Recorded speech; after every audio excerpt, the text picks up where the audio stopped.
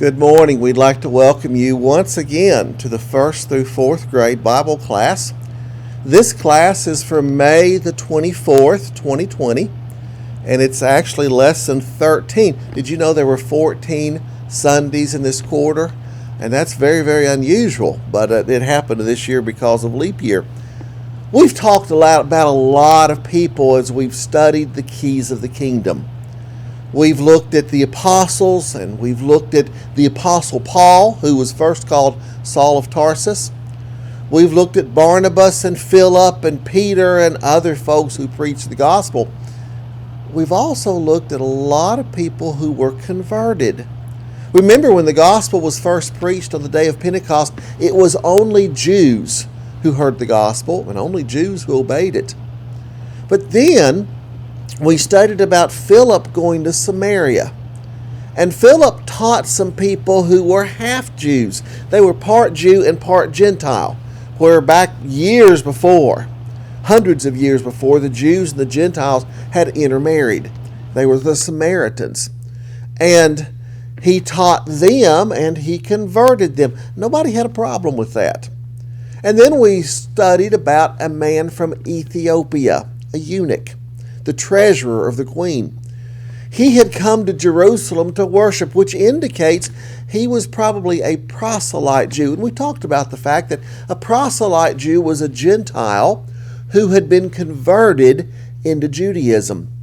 Now, I want you to notice, we looked at Jews, and then we looked at half-Jews, and then we looked at a converted Gentile that had become a Jew.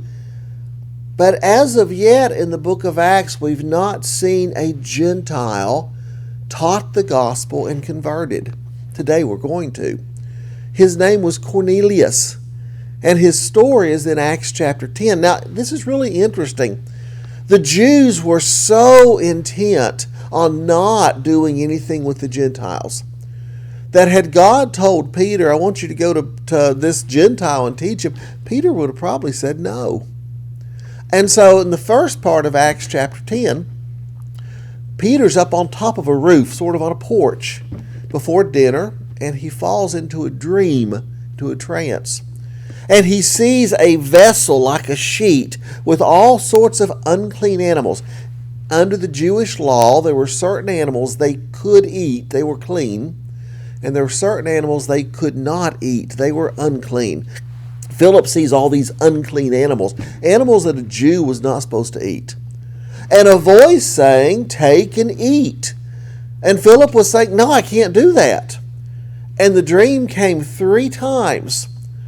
And Peter woke up and he couldn't understand what was that all about. And about that time, the folks call him down off the roof. There's some visitors who have come from a man named Cornelius. Cornelius lived in Caesarea. Peter was in Joppa at the time. And Cornelius was a Gentile, and the Holy Spirit told Peter, I want you to go with them. And so Peter goes. And by the time they get to Cornelius' house, a couple of days later, Peter has figured it out. Nobody is unclean. Nobody is unworthy of the gospel. There is no race, there's no nationality, there's no gender, there's not a person on this earth that doesn't deserve to hear the gospel and have a chance to be converted. Peter realized that. And so when Cornelius tries to fall down and worship him, Peter says, no, stand up. I'm a man just like you. And then he begins to teach Cornelius. And he starts by saying this in Acts chapter 10 and verse 34. Of a truth I perceive that God is no respecter of persons. What that means is God's not prejudiced. God's not biased. God doesn't care what I look like or what nationality I am or if I'm a male or a female or if I'm rich or poor. God doesn't care. God cares about my heart and if I'm willing through faith to obey Him. So he goes on in verse 35 and he says, in every nation he that feareth Him and worketh righteousness is acceptable to Him. And from there on out, we read of the sermon that Peter preached to Cornelius. Now, Cornelius was there, but he had a whole house full of Gentiles who wanted to hear what Peter said as well. And Peter talked to Cornelius about Christ. You remember that's what they preached, was Jesus and his coming to earth and what he had done and the perfect life he lived. And that's what Peter preached. At the end of his sermon, Cornelius wanted to be baptized.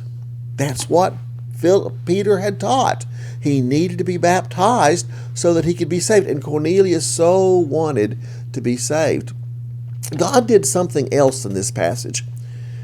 He sent the Holy Spirit upon Cornelius to prove that God wanted the gospel preached to the Gentiles.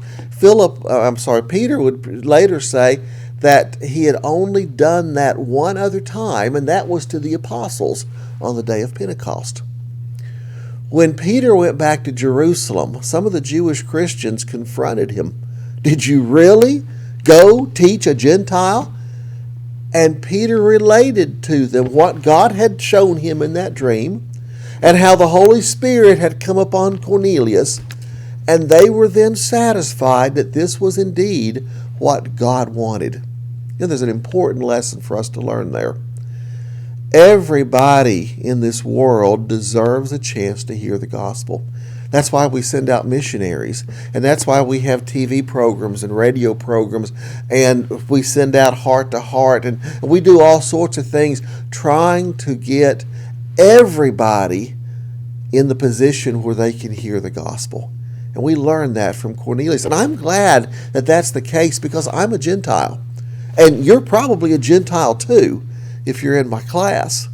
And because of God's desire for all of us to be able to be his children, you and I can learn the gospel, and we can obey the gospel when we're old enough as well. So remember, Cornelius was the first Gentile convert. And Peter had to be persuaded to preach to him because he was a Gentile. But God's love was directed to Cornelius and to all Gentiles and to all people as well. I hope you have a wonderful week. I hope you have a good time doing your handiwork. And we have one last lesson before this quarter ends, and we'll look at it next week. See you later. Bye-bye.